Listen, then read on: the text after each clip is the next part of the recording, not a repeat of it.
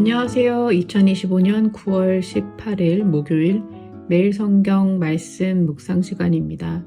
오늘 함께 읽고 나눌 말씀은 역대하 4장입니다. 세 번역으로 읽도록 하겠습니다. 솔로몬이 노스로 제단을 만들었는데 그 길이가 20자이고 너비가 20자이고 높이가 10자이다. 그 다음에 후람은 또 노새를 부어서 바다 모양 물통을 만들었는데 그 바다 모양 물통은 그 지름이 10자, 높이가 5자, 둘레가 30자이고 둥근 모양을 한 물통이었다. 그 가장자리 아래로는 돌아가면서 노새로 만든 황소 모양이 있는데 이것들은 노새로 바다 모양 물통을 만들 때에 2줄로 부어서 만든 것이다. 또한 12마리의 노새 황소가 바다 모양 물통을 떠받치고 있는데 3마리는 북쪽을 바라보고 3마리는 서쪽을 바라보고 3마리는 남쪽을 바라보고 3마리는 동쪽을 바라보고 서 있는데 등으로 바다 모양을 떠받치고 있었다. 황소는 모두 엉덩이를 안쪽으로 향하고 있었다. 그 노새로 된 바다 모양 물통의 두께는 손 너비만 하였다. 그 테두리는 나리꽃 봉오리 모양으로 잔의 테두리처럼 둥글게 만들었다. 그 용량은 물을 3,000말 정도 담을 수 있는 것이었다. 솔로몬은 또 씻을 물을 담는 대야 10개를 만들어서 5은 오른쪽에 두고 5은 왼쪽에 두어 번제물을 씻는 데에 사용하게 하였다. 그러나 바다 모양 물통에 담긴 물은 제사장들이 씻을 물이었다. 그는 또 금 등잔대에 10개를 규격대로 만들어서 본당 안에 두었는데 5은 오른쪽에 5은 왼쪽에 두었다. 그는 또 상 10개를 만들어서 본당 안에 두었는데 5은 오른쪽에 5은 왼쪽에 두었다. 그는 또 금 쟁반 100개를 만들었다. 그는 또 제사장의 뜰과 큰 뜰을 만들고 큰 뜰 대문에는 문짝들을 만들어서 달고 노새를 입혔다. 바다 모양 물통은 성전의 오른쪽 동남쪽 모퉁이에 두었다. 후람은 또 솥과 부삽과 대접을 만들었다. 이렇게 후람은 솔로몬 왕이 하나님의 성전에다가 해 놓으라고 시킨 모든 일을 마쳤다. 그가 만든 것들은 기둥과 그 2 기둥 꼭대기에 얹은 둥근 공 모양을 한 기둥 머리 둘과 그 2 기둥 꼭대기에 있는 공 모양을 한 기둥 머리에 씌운 그물 2개와 기둥 꼭대기에 있는 공 모양을 한 기둥 머리에 씌운 각 그물에다가 2줄로 장식한 석류 400개를 만들었다. 또 그가 만든 것은 받침대와 받침대 위에 놓을 대야와 바다 모양 물통 1개와 그 바다 모양 물통 아래에 받쳐 놓은 황소 모양 12개와 솥과 부삽과 고기 갈고리였다. 이런 일의 전문가인 후람이 주님의 성전에서 쓸 것으로 솔로몬에게 바친 모든 기구는 광택나는 노새로 만든 것들이었다. 왕은 이 기구들을 숫꽃과 스레다 사이에 있는 요단 계곡에 진흙에 부어서 만들게 하였다. 솔로몬이 이 모든 기구를 너무나 많이 만들었으므로 여기에 사용된 노새의 무게는 아무도 모른다. 솔로몬이 또 하나님의 성전 안에다가 둘 기구를 만들었으니 곧 금제단과 빵을 늘 차려놓는 상들과 지성소 앞에 규례대로 켜놓을 순금 등잔들과 등잔대들과 순금으로 만든 꽃장식과 등잔과 부집게와 순금으로 만든 심지 다듬는 집게와 대접과 숟가락과 불 옮기는 그릇과 성전 어귀, 곧 성전의 맨 안쪽 지성소의 문짝들과 성전 본관의 문짝들이었다. 이 문짝들도 금으로 입혔다. 아멘. 안녕하세요. 오늘은 역대하 4장을 함께 묵상하겠습니다. 역대기는 바벨론 포로기를 겪고 돌아온 이스라엘 백성에게 우리는 왜 무너졌고 어떻게 다시 회복할 수 있을까를 묻는 책입니다. 그리고 그 질문에 대한 답으로 성전과 예배의 회복을 끊임없이 강조합니다. 이스라엘 백성들은 자신들이 여전히 하나님의 백성인지 의심했지만 역대하는 실패한 역사 속에서도 변치 않는 하나님의 약속을 증명하는 이야기로 채워져 있고 하나님께서는 다윗과 맺으신 언약이 여전히 유효함을 선포하시고 성전과 예배를 통해 그 깨어진 관계를 새롭게 하자고 초청하십니다.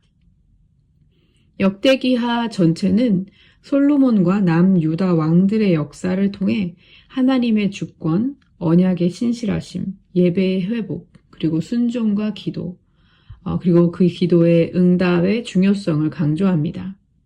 이러한 흐름 속에서 역대기하 3장에서 5장은 특별히 성전 건축을 집중적으로 다루는데요. 3장은 건물을, 4장은 그 건물을 채우는 기구들을, 그리고 5장은 언약궤와 하나님의 임재를 다룹니다. 그리고 솔로몬이 만들었다는 표현이 계속 반복되는데요. 이것은 하나님의 약속의 성취가 솔로몬의 순종을 통해 이루어지고 있음을 보여주는 구절이라고 할 수 있습니다. 그중 오늘의 본문인 4장은 아까 말씀드린 대로 성전 안을 채우는 예배의 기구들이 어떻게 만들어지고 어디에 배치되었는지를 알려줍니다. 단순한 물건 목록같이 보이지만 실제로는 물건의 배치, 재질, 숫자, 그리고 방향 등을 통해서 하나님께 나아가는 예배의 길을 그려주는 본문이라고 할 수 있습니다. 이제 이 큰 그림을 기억하시면서 본문을 순서대로 따라가 보겠습니다. 먼저 1절의 내용입니다. 솔로몬이 노스로 제단을 만들었는데 그 길이가 20자이고 너비가 20자이고 높이가 10자이다. 예배는 늘 제단, 곧 죄를 사하는 속죄의 자리에서 시작됩니다. 하나님 앞에 나아가는 첫 걸음은 우리를 용서하시고 화해를 허락하신 하나님의 은혜를 인정하는 것이죠. 그래서 가장 먼저 제단이 놓입니다. 특히 이 제단의 규모가 눈에 띄게 크다는 것을 알 수 있는데요. 제단의 크기가 약 가로 9.2m, 세로 9.2m, 높이가 6.4m 정도 된다고 합니다. 모세의 광야 성막 시대의 제단에 비하면 면적이 약 16배나 크다고 할 수 있습니다. 예루살렘으로 제사가 이렇게 집중되면서 많아진 재물을 감당하기 위한 규모이기도 했지만 이스라엘 백성은 이 거대한 제단 위로 쉼없이 바쳐지는 재물을 보면서 자신의 죄가 속한 받는 일을 시각적으로 체험했을 것입니다. 더불어서 포로기에서 돌아온 이스라엘 공동체 전체의 회복을 위한 예배를 넉넉히 품으시려는 하나님의 마음도 읽혀집니다. 이어서 2절에서 6절은 정결을 요구하는 공간을 보여줍니다. 큰 바다 모양 물통과 대야 10개에 대한 내용이 이 구절 사이에 기록되어 있습니다. 여기서 말하는 바다는 성전 동남쪽 모퉁이에 놓인 큰 원형의 물 저장소로 제사장들이 성소에 들어가기 전에 의식상의 정결, 깨끗함을 얻기 위해 씻는 데 쓰였습니다. 반면 대야 10개는 사람용이 아니라 번제물의 각 부분을 씻는 용도였습니다. 정리하면 바다는 사람의 정결을 위해, 대야는 제물의 정결을 위해 만들어진 것입니다. 4절에서 또 바다가 12황소 위에 놓였다고 서술하고 있는데요. 이것은 아마도 이스라엘의 12지파를 상징했을 것이라고 여겨집니다. 이제 이렇게 성전 바깥마당에 제단과 정결을 위한 공간을 살펴보았는데요. 이제 성소 내부로 들어가 보겠습니다.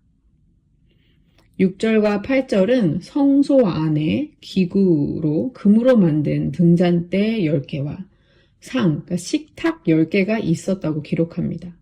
등잔은 하나님의 빛, 임재를 상징하고 식탁은 하나님께서 날마다 공급하시는 양식을 가리킨다고 볼 수 있습니다. 구체적으로 이제 19절을 보면요, 뒷부분에 이 식탁 위에는 진설병이라고 하는 영어로는 The Bread of Presence라고 번역이 되어 있는데요. 임재의 빵을 놓았습니다. 이 진설병이 놓인 식탁, 이제 10개나 있었는데 이것은 어떻게 보면 하나님께서 우리의 일상에 공급하시는 모든 은혜를 상징하는 것으로 볼 수도 있을 것 같습니다. 하나님께서 그분의 빛으로 상징되는 그분의 임재와 공급하심으로 그분의 백성과 계속해서 함께 하신다는 사실은 우리의 상황이 아무리 어둡고 궁핍해 보여도 하나님은 여전히 우리에게 당신의 빛을 비추어 주시며 돌보신다는 믿음의 고백을 이끌어 옵니다. 이 지점에서 이 모든 기구를 실제로 누가 어떻게 만들었는지도 함께 살펴보도록 하겠습니다. 오늘의 본문에는 중요한 기술자의 이름이 언급됩니다. 후람이라는 사람인데요. 솔로몬의 이름과 함께 등장하는 또 다른 인물입니다. 11절과 16절을 제가 연달아 읽어보겠습니다. 후람은 또 솥과 부삽과 대접을 만들었다. 이렇게 후람은 솔로몬 왕이 하나님의 성전에다가 해 놓으라고 시킨 모든 일을 마쳤다. 이런 일의 전문가인 후람이 주님의 성전에서 쓸 것으로 솔로몬에게 바친 모든 기구는 광택나는 노쇠로 만든 것들이었다. 후람은 명장이었습니다. 모세의 때에는 부살렐과 오홀리압이라는 사람에게 하나님께서 지혜를 주셔서 성막의 기물들을 제작하신 것이 기록되어 있는데 이번에도 후람에게 지혜를 주셔서 일하게 하셨음을 볼 수 있습니다. 그는 솥, 부삽, 대접 같은 정교한 기구뿐 아니라 기둥, 바다와 바다 아래의 소 12마리 같은 거대한 기구까지 만들었습니다. 제작 방식도 17절에 보면 숫꽃과 스레다 사이에 있는 요단 계곡의 진흙에 부어서 만들게 하였다라고 기록하고 있는데 현장에서의 대규모의 주조와 또 정교한 기술과 노동 그리고 시간이 들어간 신실한 섬김이었음을 알 수 있습니다. 그의 신실함과 성실함이 하나님의 임재가 머무는 성전을 아름답게 완성했습니다. 정리하자면 솔로몬이 주도하여 대표 책임자로 방향과 질서를 세우고 후람은 하나님이 주신 지혜와 은사와 기술로 그것을 구현합니다. 왕의 순종과 장인의 기술이 만나 함께 하나님의 집을 세운 것이죠. 성스러운 일은 경건한 마음만으로도 완성되지 않고 기술만으로도 완성되지 않습니다. 20절의 표현대로 말하자면 하나님이 주신 규례대로 행하는 것과 지혜가 만나야 합니다. 그래서 역대기는 솔로몬이 만들었다는 표현으로 책임을 묶으면서도 후람의 이름을 기록해 장인의 소명을 조명하고 있습니다. 오늘 우리 교회 사역과 예배의 삶도 그런 것 같습니다. 책임을 맡아 이끄는 리더들의 신실한 방향 제시와 공동체, 곧 성도들의 은사와 섬김이 어우러지고 또 하나님의 뜻에 함께 순종하며 우리의 삶을 드릴 때 하나님이 임재하시는 공동체로 세워질 수 있습니다. 역대하 4장은 예배하는 공동체의 삶을 한눈에 보여줍니다. 속죄를 상징하는 제단, 깨끗함을 상징하는 바다와 대야, 하나님의 임재, 곧 빛과 그분의 공급하심을 나타내는 등잔과 진설병 식탁, 그리고 이 모든 것을 규례대로 행하는 순종의 중요성을 우리가 볼 수 있는 것이죠. 성전은 하나님이 주도하시고 솔로몬의 책임 있는 방향 제시와 후람과 같은 사람들의 지혜로운 손길이 더해져서 완성되었습니다. 오늘 우리도 말씀을 따라 질서를 세우고 성도들의 은사와 섬김이 어우러질 때 하나님의 임재를 경험하는 공동체로 든든히 서게 되기를 간절히 간구합니다. 함께 묵상한 말씀으로 기도하겠습니다. 하나님 아버지, 우리의 죄를 사하시고 정결케 하시며 밝은 임재로 우리의 삶의 어두움을 몰아내시고 일상의 필요를 채워주시니 주님을 찬양합니다. 성전 예배의 모든 요소가 결국은 그리스도 안에서 완성되었음을 기억할 때 이미 우리에게 주신 은혜가 얼마나 큰지 새삼 깨닫게 됩니다. 그러나 우리는 그 은혜를 자주 잊고 무심히 하루를 살아갈 때가 많은 것 또한 고백합니다. 우리의 아둔한 마음을 밝혀주셔서 다시 우리를 깨워주시고 새롭게 하여 주십시오. 주님, 우리 공동체 가운데 회복과 새로움의 역사를 베풀어 주십시오. 각 사람에게 주신 은사와 소명이 서로를 살리고 세우도록 겸손과 용기를 허락해 주십시오. 리더들의 헌신과 성도들의 섬김이 하나 되어 사랑과 질서와 기쁨이 넘쳐나는 하나님의 생명력으로 살아가는 공동체가 되게 해 주십시오. 성령께서 우리의 예배와 일상을 인도하시고 주님의 뜻을 기쁘게 행할 수 있는 힘을 더하여 주시기를 기도합니다. 오늘도 그리스도 안에서 완성된 용서와 화해, 거룩과 정결, 임재와 공급을 맛보아 누리게 하시고 견고한 하나님의 백성, 든든한 하나님 나라의 공동체로 계속해서 끊임없이 자라가게 해 주십시오.